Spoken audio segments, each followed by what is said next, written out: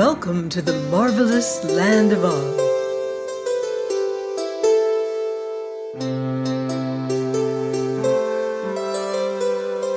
I'm Mardell, reading The Land of Oz by L. Frank Baum. Chapter 22. The Transformation of Old Mombi. The witch was at first frightened at finding herself captured by the enemy, but soon she decided that she was exactly as safe in the Tin Woodman's buttonhole as growing upon the bush, for no one knew the rose in Mombi to be one, and now that she was without the gates of the city, her chances of escaping altogether from Glinda were much improved. There's no hurry," thought Mombi. "I will wait a while and enjoy the humiliation of this sorceress when she finds that I have outwitted her." So throughout the night the rose lay quietly on the woodman's bosom, and in the morning, when Glinda summoned our friends to a consultation, Nick Chopper carried his pretty flower with him to the white silk tent. "For some reason," said Glinda, "we have failed to find this cunning old Mombi, so I fear our expedition will prove a failure, and for that I am sorry, because without our assistance, little Ozma will never be rescued and restored to her rightful position as Queen of the Emerald City." "Do not let us give up so easily," said the Pumpkinhead. "Let us do something else." "Something else must really be done," replied Glinda with a smile. "Yet I cannot understand how I have been defeated so easily by an old witch who knows far less of magic than I do myself." "While we are on the ground, I believe it would be wise for us to conquer the Emerald City for Princess Ozma and find the girl afterward," said the Scarecrow. "And while the girl remains hidden, I will gladly rule in her place, for I understand the business of ruling much better than Ginger does." "But I have promised not to molest Ginger," objected Glinda. "Suppose you all return with me to my kingdom, or empire rather," said the Tin Woodman politely, including the entire party in a royal wave of his arm.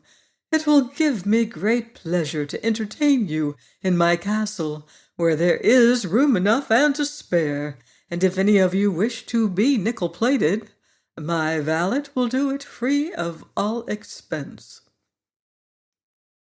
While the woodman was speaking, Glinda's eyes had been noting the rose in his buttonhole, and now she imagined she saw the big red leaves of the flower tremble slightly.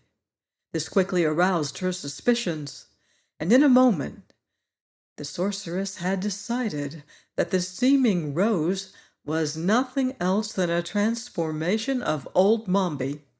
At the same instant, Mombi knew she was discovered and must quickly plan an escape, and his transformations were easy to her. She immediately took the form of a shadow and glided along the wall of the tent toward the entrance, thinking thus to disappear. But Glinda had not only equal cunning, but far more experience than the witch. So the sorceress reached the opening of the tent before the shadow, and with a wave of her hand closed the entrance so securely that Mombi could not find a crack big enough to creep through.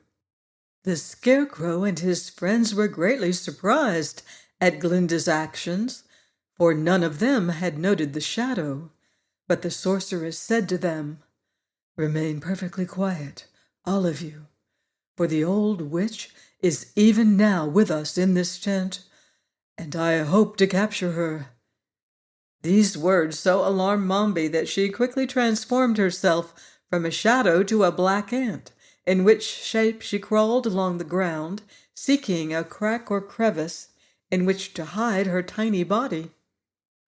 Fortunately, the ground where the tent had been pitched being just before the city gates, was hard and smooth, and while the ant still crawled about, Glinda discovered it and ran quickly forward to effect its capture.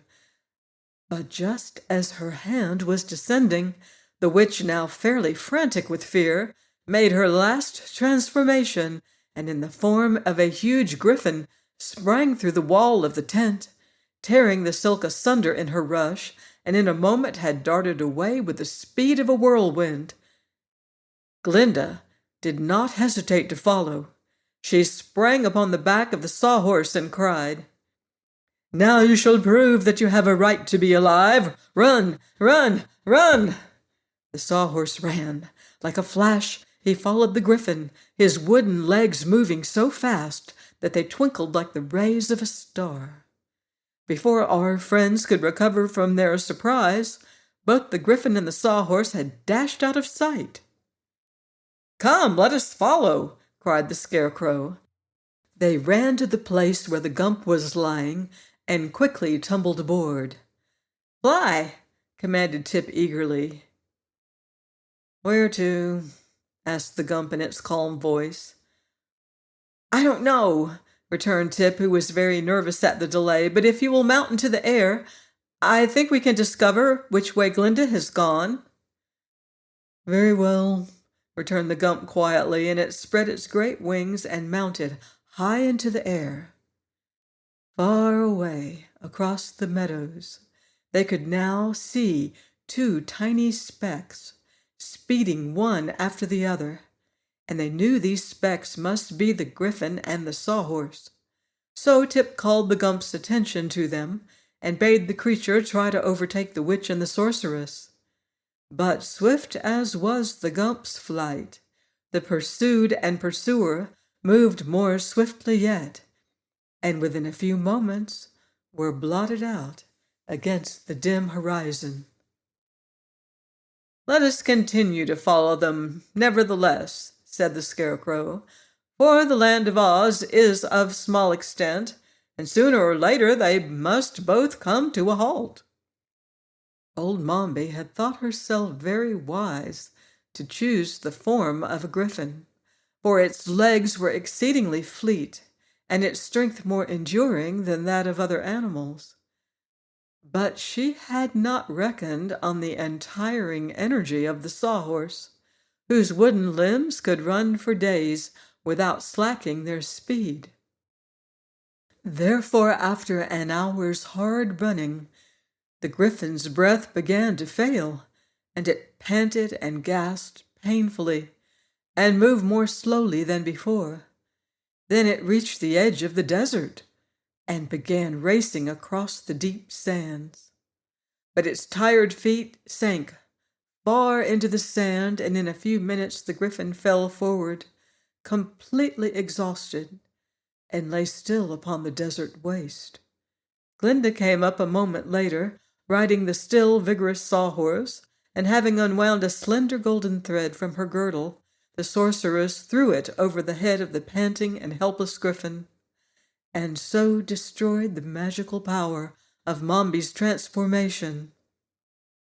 For the animal, with one fierce shudder, disappeared from view, while in its place was discovered the form of the old witch, glaring savagely at the serene and beautiful face of the sorceress.